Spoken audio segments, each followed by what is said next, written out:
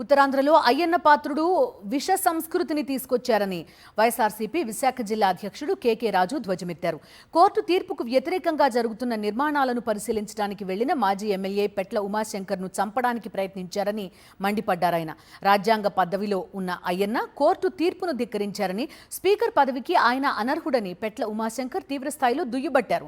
Speaker Ayyanna పాత్రుడిపై case నమోదు చేయాలని, లేదంటే కోర్టును ఆశ్రయిస్తామని చెప్పారు కేకే రాజు.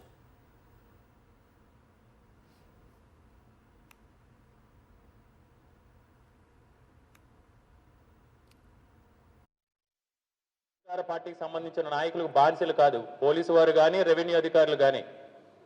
మీరు ఎప్పటికైనా పక్షపాతం చూపించకుండా అధికార పార్టీలో ఉన్న శాసనసభాపతి చెప్పినట్టు కాకుండా అక్కడ జరిగిన దాడిని తక్షణం దానిపైన ఎఫ్ఐఆర్ వేసి, ఎవరైతే మాజీ శాసనసభ్యులు గణేష్ గారిపై దాడికి ప్రయత్నించారో వారందరినీ కూడా తక్షణం అరెస్టు చేయాలని, వారిపైన తగు చర్యలు తీసుకోవాలని వైఎస్ఆర్ కాంగ్రెస్ పార్టీ తరఫున డిమాండ్ చేస్తున్నాం. తప్పకుండా ఉమాశంకర్ గణేష్ గారికి వైఎస్ఆర్ కాంగ్రెస్ పార్టీ ఉమ్మడి జిల్లాలోనే కాదు, ఉత్తరాంధ్ర ప్రాంతంలోనే కాదు, మా నాయకుడు జగన్మోహన్ రెడ్డి గారి దగ్గర నుంచి అందరూ కూడా గణేష్ గారికి మేము అందరూ కూడా అండగా ఉంటాం.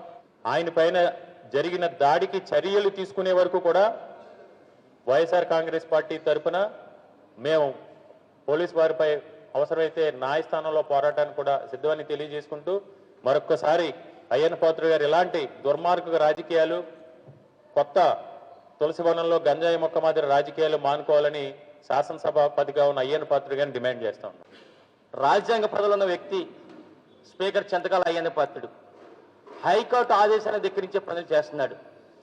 అంటే ఇలాంటి వ్యక్తి మన రాష్ట్రంలో స్పీకర్గా ఉండడం నిజంగా ఈ రాష్ట్ర ప్రజలకు సిగ్గు చేయడని చెప్పి మేము భావిస్తున్నాం.